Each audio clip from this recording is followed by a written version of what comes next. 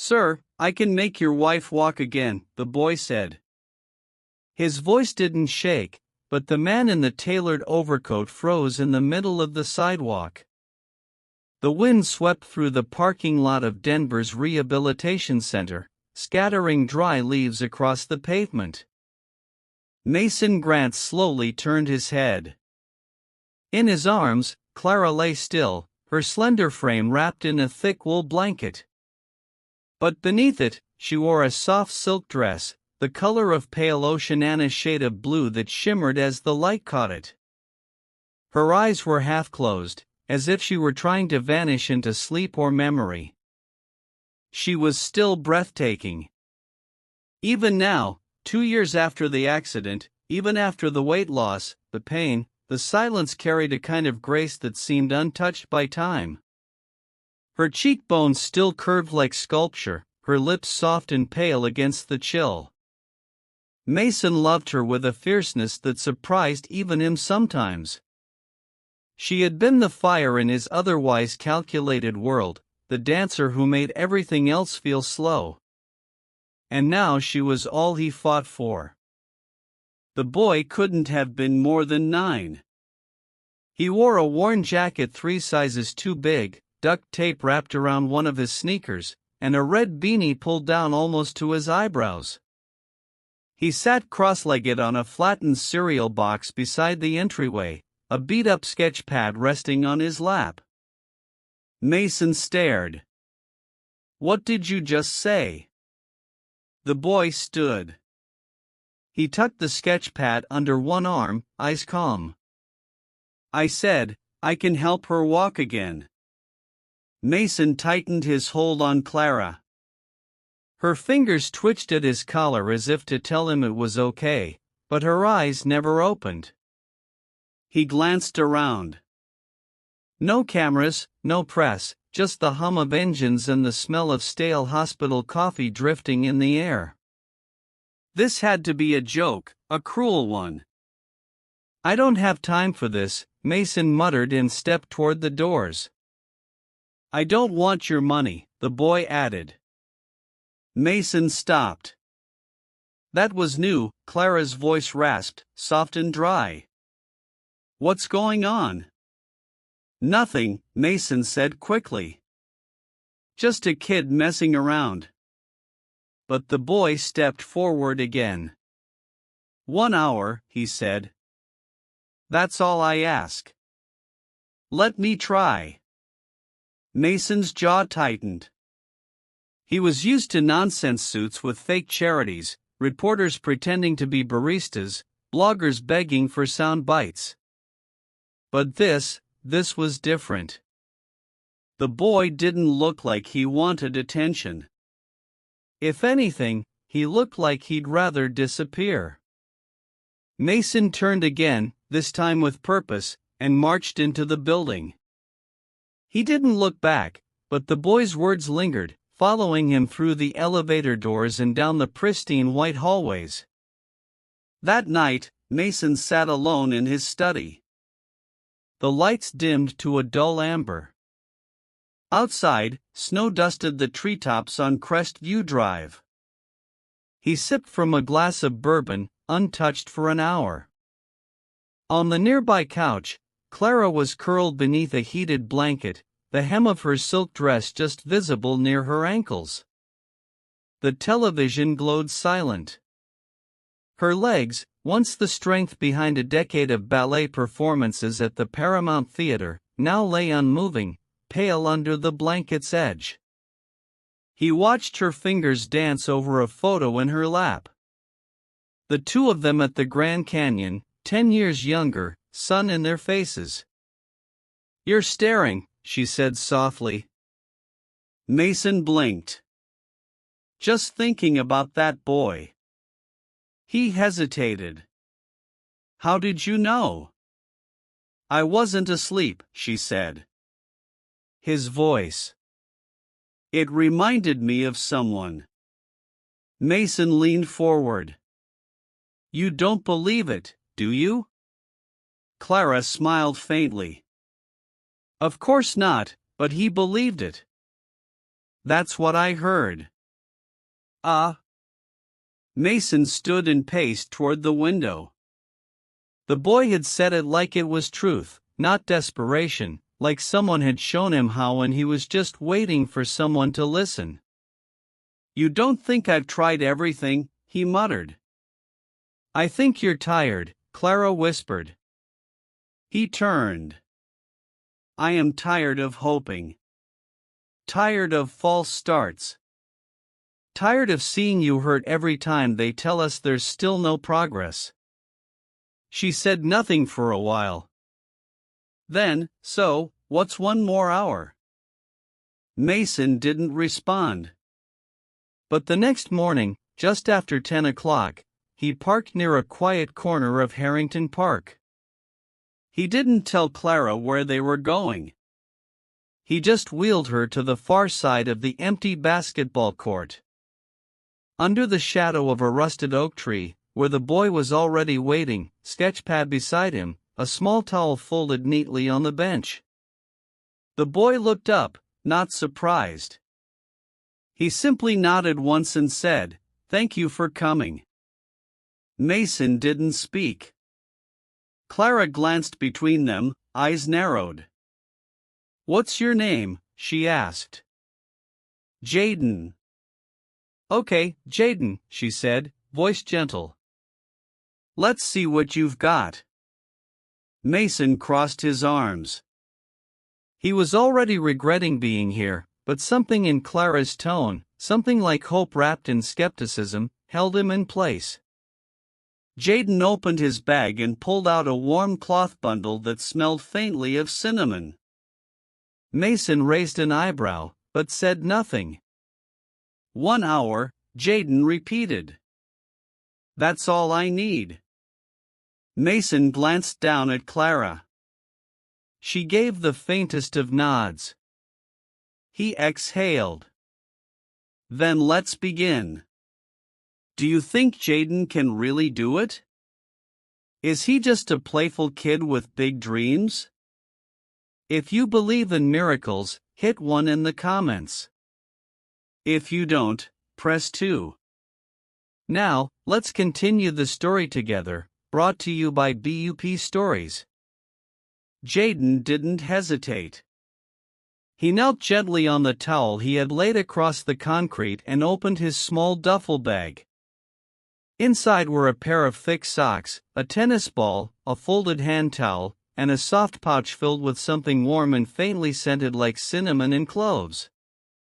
Mason watched closely, his jaw set, arms crossed like a man daring someone to prove him wrong. Clara sat quietly in the wheelchair, her silk dress flowing over her knees, the soft morning light catching the pale blue fabric. Her hair was pinned back loosely, and despite the cold, there was color in her cheeks. She studied Jaden with a gaze that was more curious than hopeful. This helps loosen the muscles, Jaden said, holding up the warm cloth pack. It's just rice. My mom used to heat it in a sock. He placed the pouch gently across Clara's thighs. She flinched. Hot. Too hot, he asked, instantly pulling back. She shook her head after a moment. No, just haven't felt warmth there in a long time. Mason's shoulders tensed. Jaden gave a slow nod. That's good. It means your body's listening. He waited a few more seconds, then carefully began to rotate Clara's leg. Small, measured movements, not forcing anything. His hands were steady.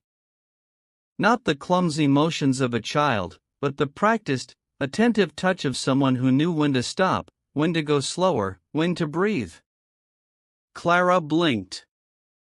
You really learned this from your mom? Jaden nodded, eyes still focused. She worked at a shelter, helped folks who couldn't afford therapy. Veterans mostly. I used to carry her bag. Mason raised an eyebrow. And she taught you this?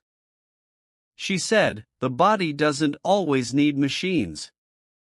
Sometimes it just needs someone not to give up." Mason didn't respond, but his grip on his elbow loosened. For the first time, he wasn't looking at Jaden like a problem. He was watching him work. Jaden continued speaking softly, mostly to Clara. He asked what shows she liked, what music she used to dance to, what food she missed the most.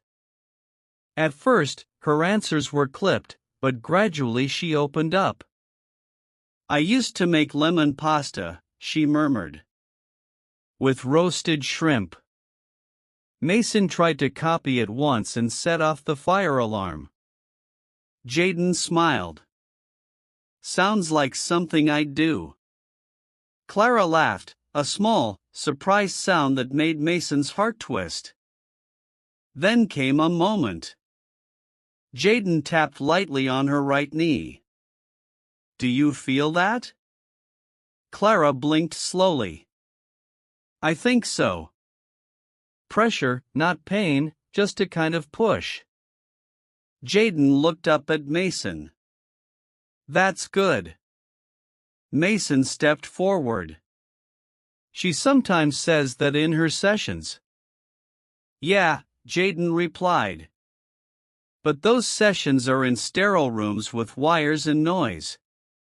This," he gestured around, "this is just air and sunlight and someone trying without expecting anything."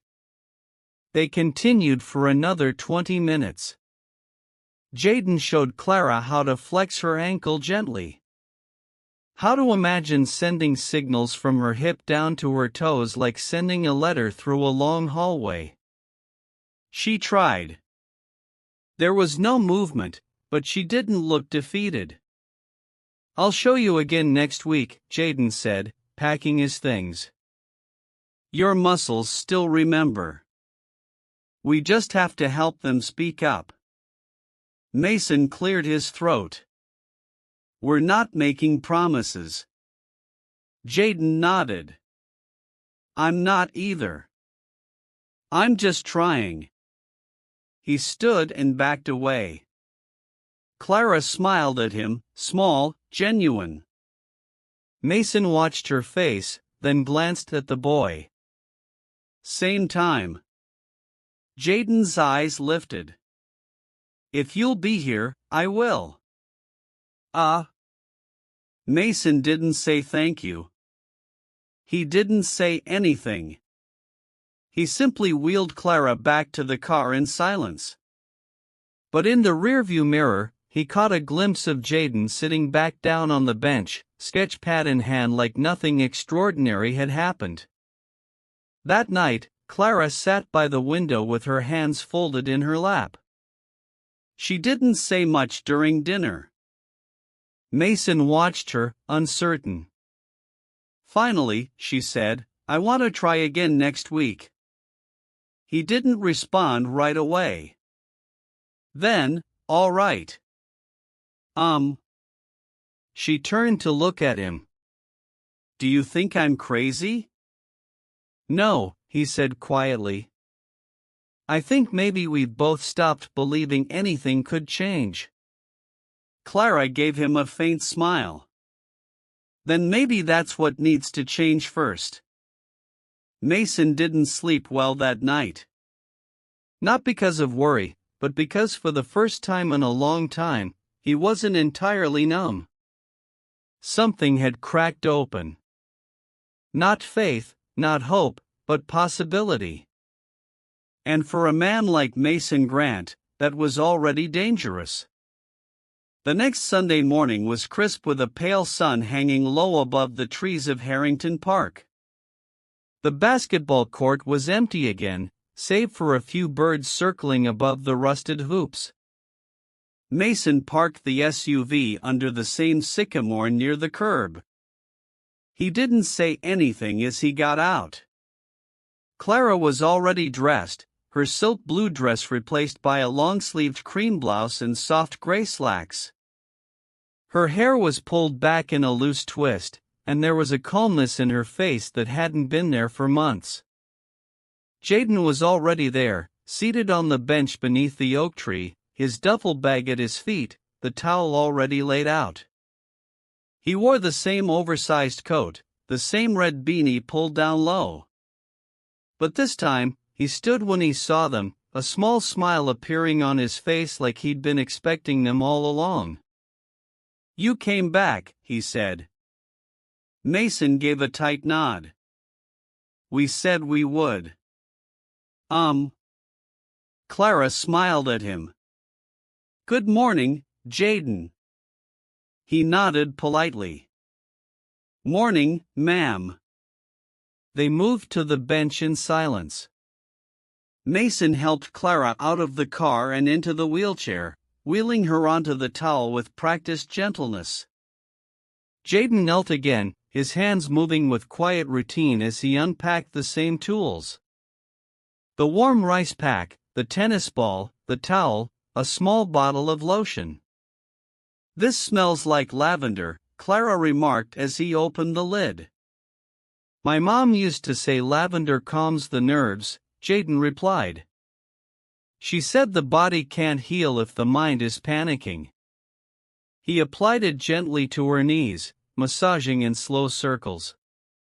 Clara closed her eyes, not in pain, but in a kind of surrender. Mason stayed standing, arms crossed, but he was watching every movement.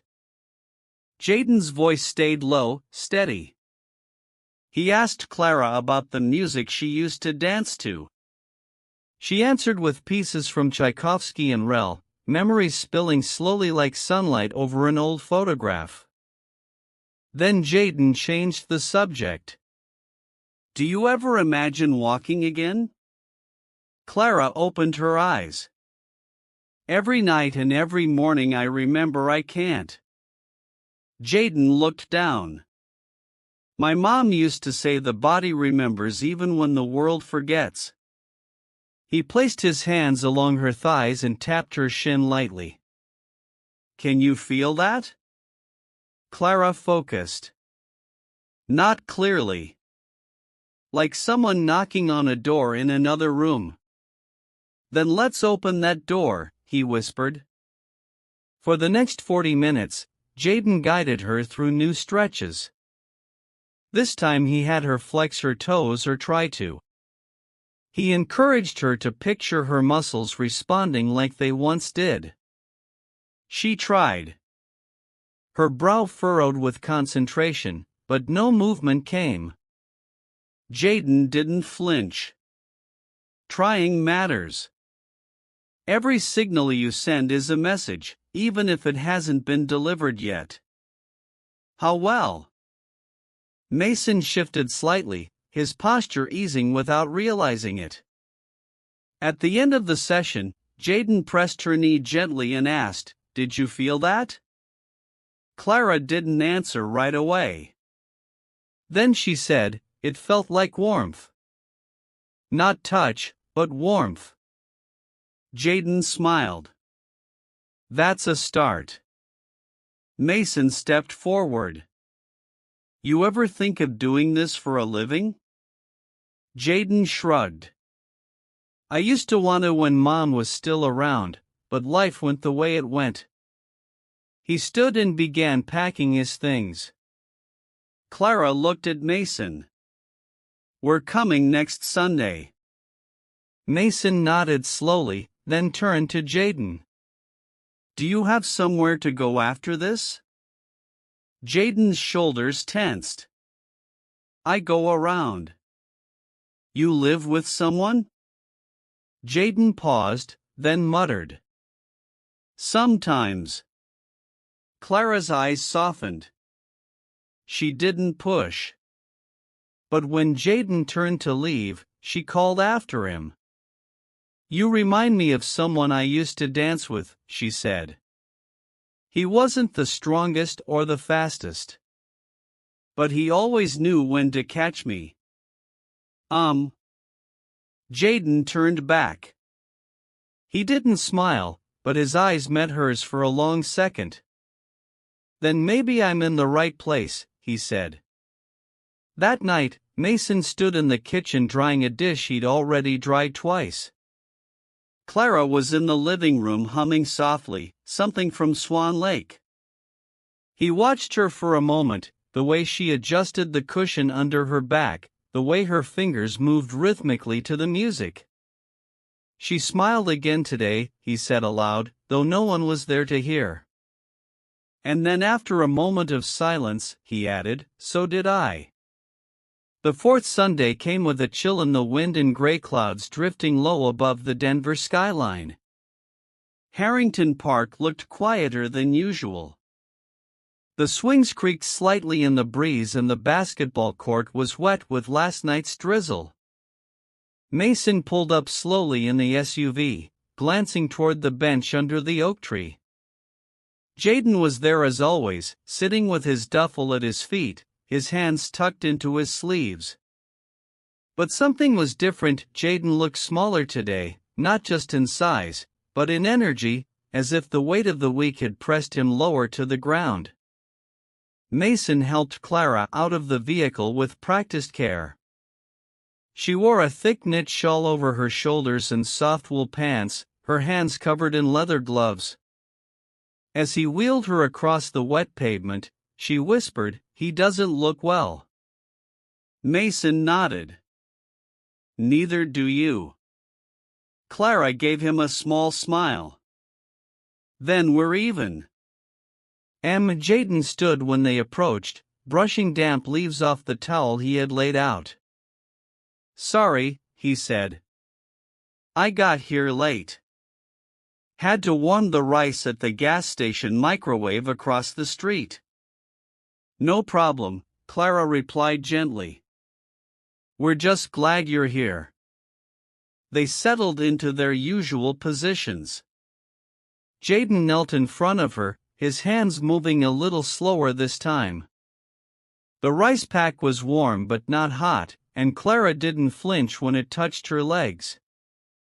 Mason remained standing nearby, arms folded, watching closely. Jaden began with the basic stretches. He didn't talk much at first. His hands worked silently, and even Clara seemed quieter than usual. Then Clara asked softly, "Are you okay?" Jaden paused. "Yeah, just tired." Mason squinted. "You sure about that?" Jaden gave a slight nod. "Sometimes being tired is just part of the job." Clara looked at him for a long moment, then reached out and gently touched his shoulder. "You're allowed to rest, too." He didn't answer, but the way his shoulders lifted just slightly said he heard her. They continued the session. Clara's feet didn't move, but her awareness was sharper. When Jaden tapped her heel, she responded immediately. "Felt it." "Where?" he asked. "Right where it should be." Jaden smiled. "That's good." Then came something new. Jaden pulled out a rubber band long and flattened. Handed one end to Mason. "Put this around her foot gently. We'll try resistance today." Mason hesitated. "I'm not trained."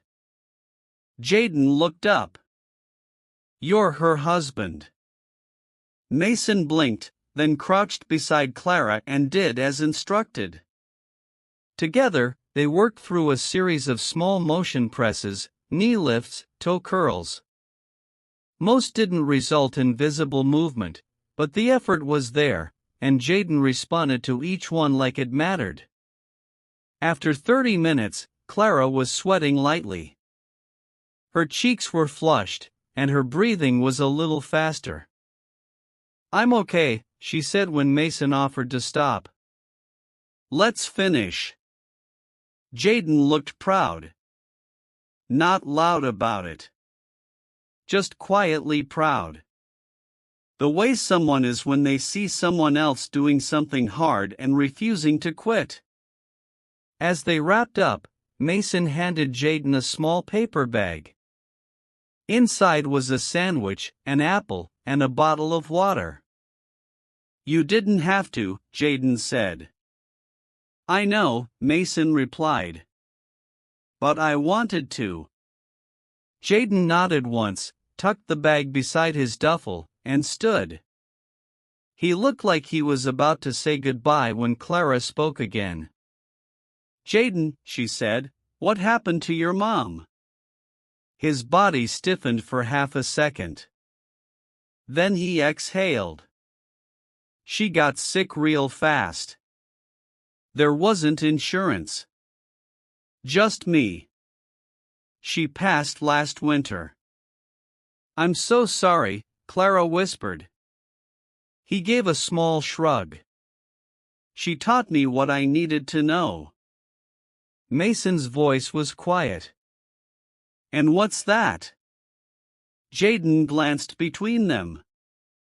"That healing doesn't always start in hospitals." That evening, back at home, Mason sat by the fireplace, flipping through an old photo album. Clara wheeled herself beside him, her hands still trembling slightly from the exertion. She looked down at one of the photos, her in midair during a stage leap, muscles arched, eyes wild with joy.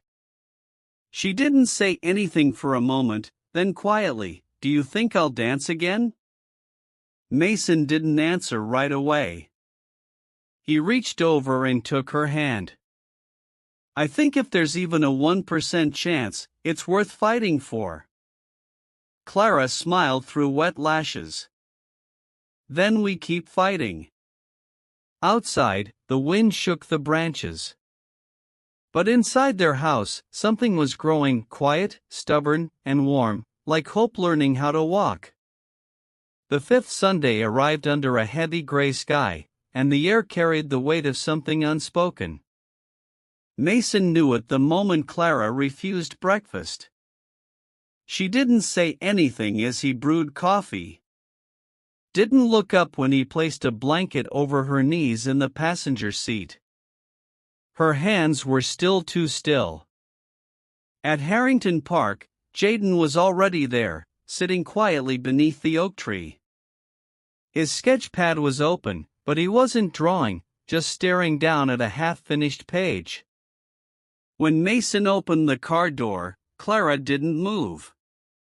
"I don't want to," she said flatly.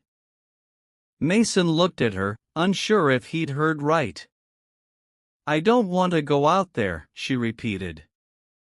Her voice wasn't angry. It was defeated. Mason walked around to her side of the car. "What happened?" Clara stared at the dashboard. "I tried this morning before you woke up. I focused. I imagined the movement. I tried so hard and nothing. Not a twitch, not a feeling, nothing." Her voice cracked at the end, brittle with frustration. "I'm tired of lying to myself." Mason turned away, jaw tight. Jaden had already started walking toward them, towel in hand. When he reached the car, he slowed. "Is everything all right?" he asked gently. "She's not feeling it today," Mason replied, trying to keep his tone neutral. Clara still didn't look up. "I'm tired of trying," she murmured. Jaden stood still for a moment, then crouched beside her door, lowering his voice. "You think I never get tired?" Clara's head turned slightly. "You think I never sat in a shelter and watched my mom cry because we couldn't afford her medicine? You think I didn't scream when I found her one morning and she couldn't open her eyes?" Mason's throat tightened. Clara looked directly at Jaden. "Now, I get tired too." Jaden said softly. "I get angry. I get scared. But if I stop trying, then the part of me that still believes in her, that part dies, too." Clara blinked, her expression trembling. I'm scared. Mason inhaled sharply. It was the first time she'd said it aloud. Jaden nodded. Me, too. But scared doesn't mean stop. Scared means we're close to something that matters. Silence lingered between them. Then Clara whispered, "Okay." Jaden stepped back as Mason helped lift her from the seat and into the wheelchair. No one spoke during the short roll to the bench. The usual tools were already out. This time, Jaden worked slower. There was no rush in his movements, just presence. The session wasn't as technical. Jaden didn't push for stretches or range. He just held her feet, asked her to breathe, to focus on sensation, on the weight of her own limbs. After 20 minutes, he pressed lightly on her right ankle. "Tell me what you feel." Clara's face tightened with concentration. "It's faint. But yes, there's something." Jaden nodded. "That's your body remembering." Then it happened. Small, quiet, but real. Clara's right foot, just the toe, twitched. Mason leaned forward, blinking. "Was that, huh?" Clara gasped. "Did you see that?" Jaden didn't react with surprise. He just smiled, soft and certain. "You did it." Clara covered her mouth with both hands, tears welled in her eyes, and Mason knelt down beside her, one hand gripping the armrest of her chair. "Do it again," he said. Clara focused. Her foot didn't move this time, but she was smiling, trembling with emotion. "It was real," she whispered. "It happened." Jaden nodded. "And it'll happen again." Mason didn't speak. He just looked at the boy for a long time. Something inside him was shifting, something old, something heavy. That night, Mason stood on the back porch, the cool wind brushing against his sleeves.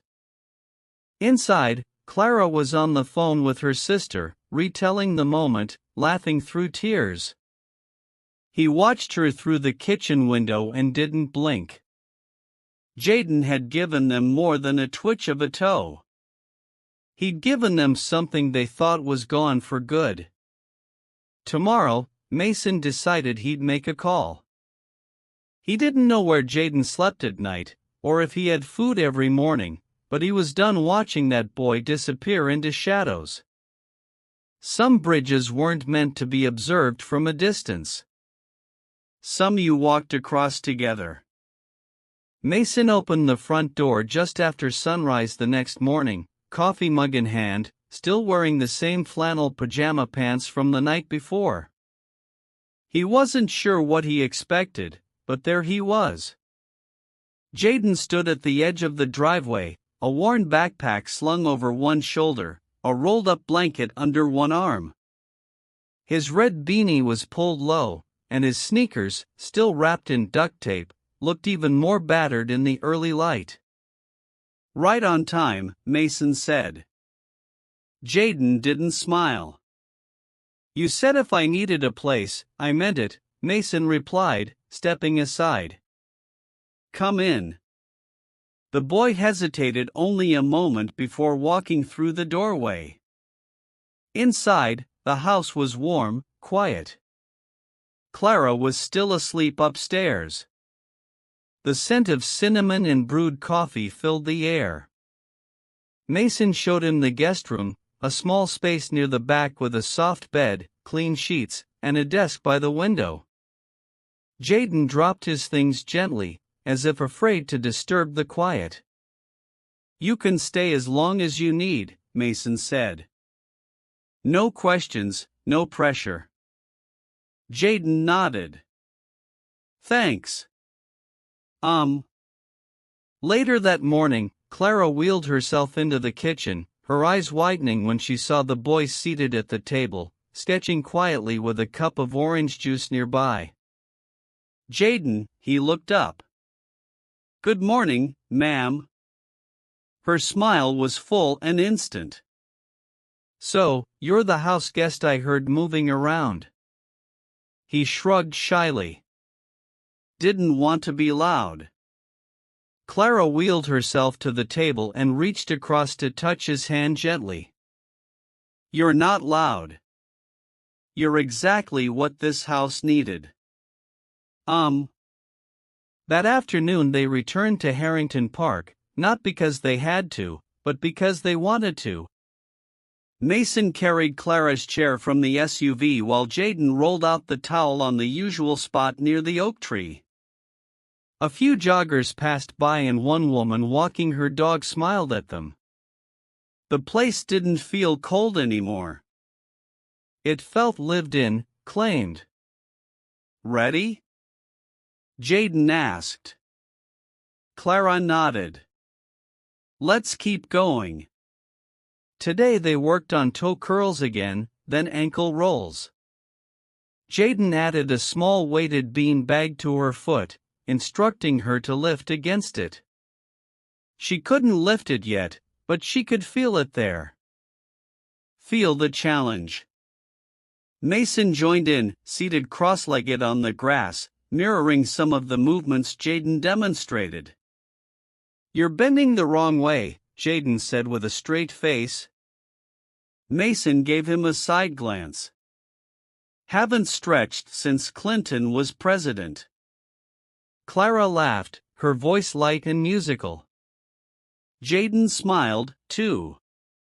Then, about 20 minutes in, Jaden pulled out a soft cloth belt from his bag. "I want to try something different," he said. "We'll help her lift both knees." Mason blinked. "You think she's ready for that?" Jaden nodded. "She's been ready." They positioned Clara carefully, belt looped under her knees. Mason holding one end, Jaden the other.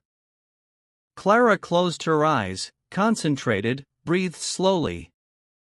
"Now," Jaden whispered. She grunted softly. Her knees trembled. Then, slowly, they lifted. Only an inch, maybe less, but they lifted. Mason stared. "You did that?" Clara's voice was shaky. "I did that." Jaden kept his gaze on the belt. "Told you the body remembers." Clara leaned back in her chair, exhausted, glowing. Mason reached for her hand and held it tight. After the session, Jaden sat on the bench alone, sketching again. Mason approached and sat beside him. "Where did you sleep before?"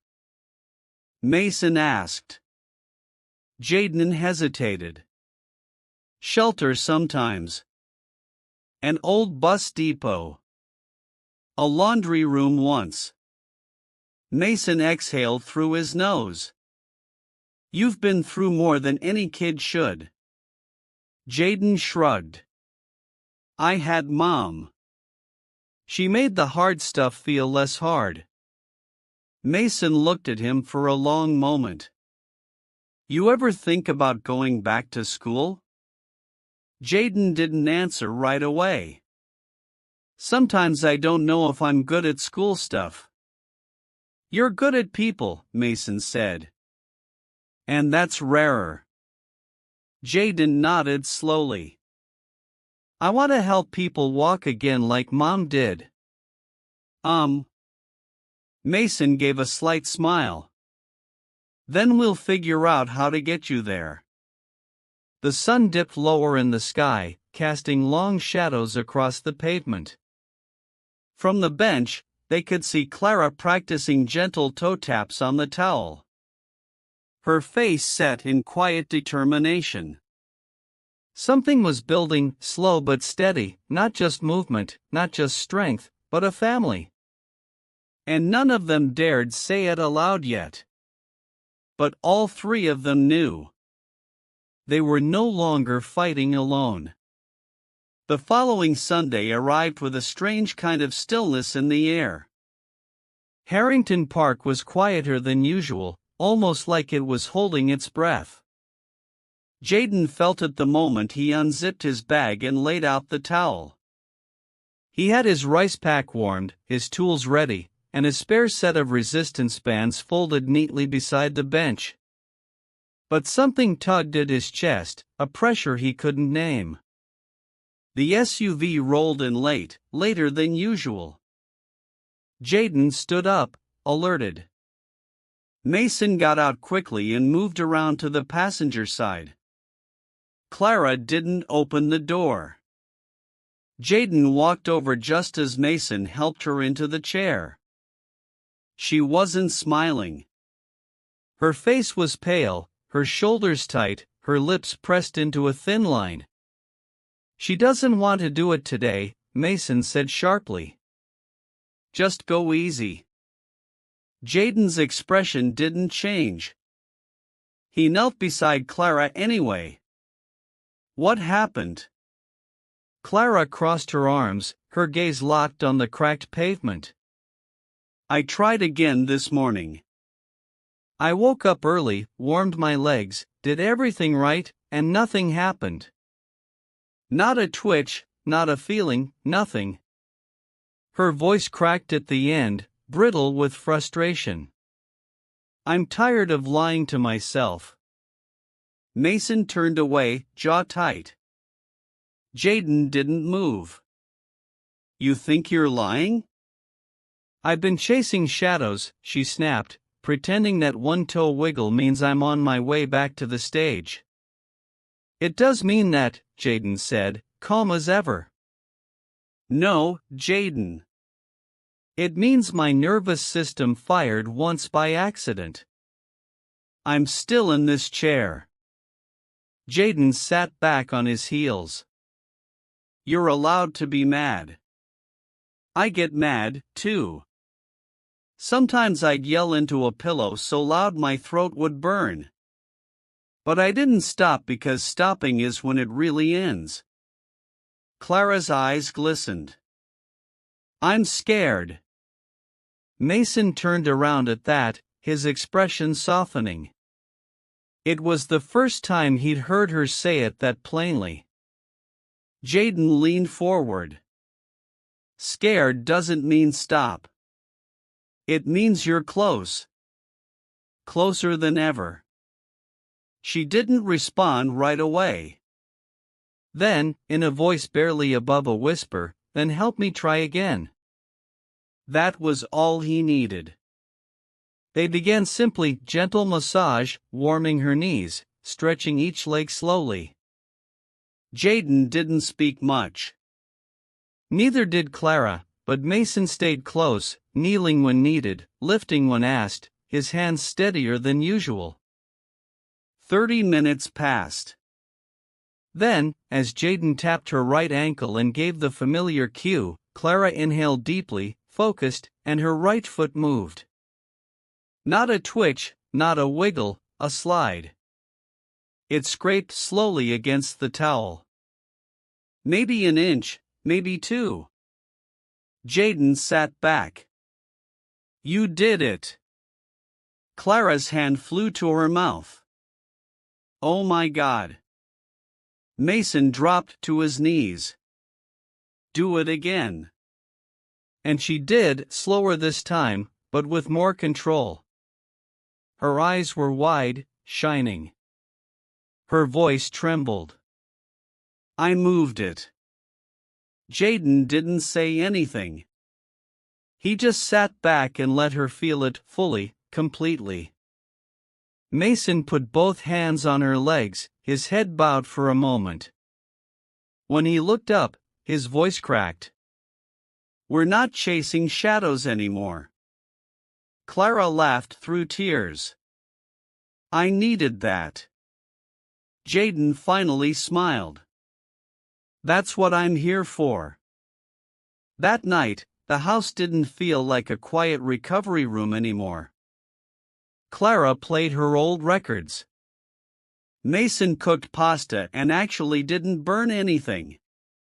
Jaden sat at the kitchen table sketching again, this time drawing feet in motion, frame after frame, the heel lifting, the toes pointing. Later, as Mason washed the dishes, he called over his shoulder. "Jaden." "Yeah. You ever think about dancing?" Jaden paused. "I've never danced in my life." Mason smirked. "That might change soon." Jaden tilted his head. "Why?" Mason glanced toward the living room where Clara was stretching gently, humming to herself. "Because she's going to need a partner someday." Jaden smiled softly and went back to drawing. In that moment, he didn't feel like a visitor or a helper or a boy on the edge of a world that didn't see him. He felt like he belonged. By the 8th Sunday, word had started to spread. It wasn't intentional. Clara hadn't posted anything. Mason certainly hadn't told anyone, but someone, maybe the jogger who passed by last week, or the nurse walking her dog near the park, had noticed the woman in the wheelchair lifting her foot, and they had told someone else. That Sunday, when Mason pulled up to Harrington Park, there were two unfamiliar families sitting on a bench nearby. One had a boy in a walker. The other, a girl recovering from a stroke, her hand curled softly against her chest. Jaden noticed them immediately. He looked at Mason, uncertain. "They're not here for a show," Mason said quietly. "They're here because they've heard what you can do." Jaden swallowed hard and nodded. Clara looked toward the other kids, then at Jaden. "You can help them." Jaden hesitated. "What about your session?" Clara smiled. "We've had 7 weeks. Let's give them one." Jaden looked over at the girl. She was maybe 9, dark curls and large eyes filled with nervous energy. He walked to her first, knelt down, introduced himself, asked her name, Sierra, asked her what she missed most. Jumping rope. Her father watched with tight shoulders, holding a thermos and trying to act casual. Jaden used the same towel method, the same warm rice pack, the same gentle tone. He showed Sierra's mom how to massage behind the girl's knee, how to test for reflex with the tennis ball. Then he moved to the boy with the walker, Ben. Taught his parents how to use light band resistance, how to talk to him without talking down. Meanwhile, Clara watched everything from her chair, arms folded, proud and quiet. Mason stood behind her, hands in his pockets. "They believe him," she said. "He believes in them first," Mason replied. When Jaden finished, he returned to Clara. "Sorry for missing your session." She shook her head. "Jaden, you didn't miss anything. You multiplied it." He looked down. "They needed it. You gave them something their doctors couldn't," she said. "Hope that didn't come in a brochure." And Jaden didn't respond. But Mason saw it, the shift in his shoulders, the lift in his posture. He was stepping into something bigger than he had imagined. That evening, back at the house, Clara was on the back deck, watching the last of the autumn leaves fall. Jaden sat at the table inside, flipping through a worn community guide book Mason had left out for him, highlighted sections on GED programs, vocational courses, health certifications. "Are you serious about this?" Jaden asked. Mason looked up from the stove. "About helping you find a path?"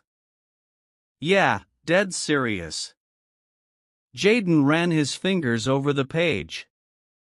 It's been a long time since I thought school was for me. Maybe it wasn't then, Mason said. But it is now. Jaden looked up. You think I could really become, I don't know, someone who helps people for a living? You already are, Mason said. We're just giving the world a way to see it. Just then, Clara wheeled into the room. You want to see something? They both looked up. She didn't say anything. She just parked beside the kitchen counter, braced her hands against the edge, and pushed up. Mason rushed forward instinctively, but she waved him off. I've got it, she whispered. Her legs shook. Her arms trembled, but she stood. Jaden's eyes widened and then, slow, controlled, she took one step forward. One step, then collapsed into Mason's arms, laughing, crying all at once. Jaden stood frozen, then took a shaky step toward her. Clara reached out, grabbed his hand, and squeezed it tight. You said we'd get here, she whispered. Jaden shook his head. No, you got here. That night, no one talked about therapy. No one talked about recovery. They ate pasta, burned the garlic bread, and turned the music too loud. Clara danced from her chair, spinning slowly with her arms raised. Mason took a picture. Jaden didn't dance, but he smiled big and real. And that was enough for now. It had been 9 Sundays. 9 Sundays of rice packs, of soft commands and trembling muscles, of tears that meant frustration, and others that meant triumph. 9 Sundays since a boy with duct-taped sneakers had stepped out of the shadows and quietly turned a family's life upside down. But this Sunday was different. Jaden felt it before the SUV even pulled in. The air was still. The light had a golden weight to it, like the sky itself was holding its breath. Families had already gathered near the oak tree. 5 now, kids in braces, parents with folding chairs. A local pastor had even brought a box of bagels and hot chocolate. When Mason and Clara arrived, Jaden noticed something strange. Clara was sitting taller in her chair. She wasn't bundled up like she had been in weeks prior. She wore a fitted navy blouse, dark jeans, and ankle boots, no blanket, no gloves, and there was a quiet determination in her eyes. She gave Jaden a look, calm, steady. You ready? He asked. She nodded. I think we all are. Mason wheeled her to the center of the mat. Jaden knelt in front of her like he always did, hands gentle, voice low. Same as before, he said. We help you stand, you do the rest. Mason moved behind her, placed his hands gently beneath her arms. Jaden positioned her knees, guiding them carefully into place. Clara inhaled deeply, closed her eyes. Okay, Jaden whispered. On 3. She nodded. 1, 2, 3. Mason lifted. Jaden steadied. And Clara, she stood. There was a tremble. Yes. A tight shake in her thighs, a quiver in her arms, but she was up on her own 2 feet. The crowd quieted, not a whisper, not a rustle, just the sound of the breeze brushing through the oak leaves above. Clara opened her eyes. I'm standing, she whispered. Jaden blinked hard. Yeah, you are. Mason froze for a second like he couldn't breathe. Then he slowly let go. Clara stayed up. Mason stepped back, hands hovering. She didn't fall. Jaden stepped away just a bit. "You've got this." Then Clara took a step and another.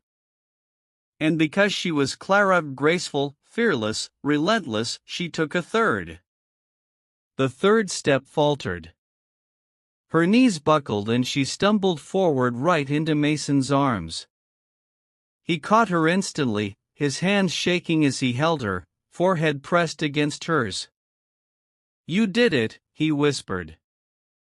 "You really did it." Clara laughed and cried at once. "We did it. Give little Jaden a like, won't you?" For never giving up on her or on himself, brought to you by BUP Stories. Jaden stood a few feet away, unmoving, just watching. His hands were clenched at his sides, but not from fear, from awe. Clara turned to him. "You said we'd try. That was all you ever promised." Jaden gave her a small grin. "Trying is what gets you there." No one left the park quickly that afternoon. People lingered. They talked. Some hugged. Some cried. A few prayed. Jaden sat on the bench, his sketchpad untouched beside him. He didn't speak much. He never did. Later that night, Mason stood in the kitchen drying dishes while Jaden poured cereal into a bowl, late-night comfort food. Clara sat nearby, her legs stretched, a pillow beneath her ankles. "You know you changed everything," Mason said, not turning around. Jaden didn't answer. Mason walked over and placed a hand on the boy's shoulder. "My wife walked today. Not because of some machine. Not because of a hospital or a miracle drug. She walked because a kid with nothing kept showing up." Jaden looked up slowly. "That's what my mom would have done." Mason's throat tightened. "I wish she could have seen this." Jaden smiled faintly. "She did. I think she sees everything." Mason nodded, then softly. "Jaden, you're going to change a lot of lives." Jaden stirred his cereal. "I already am." He wasn't being arrogant. He wasn't joking. He was simply telling the truth. And Mason knew it. Some people never ask for recognition. They don't wear capes. They don't chase headlines. They just show up again and again until the world around them begins to shift. Until hope, once forgotten, becomes possible again. And sometimes they come wearing a red beanie and shoes held together by tape. But what they carry is more powerful than anything a doctor can prescribe. It's belief in the quiet, stubborn love that comes with never giving up, brought to you by BUP Stories.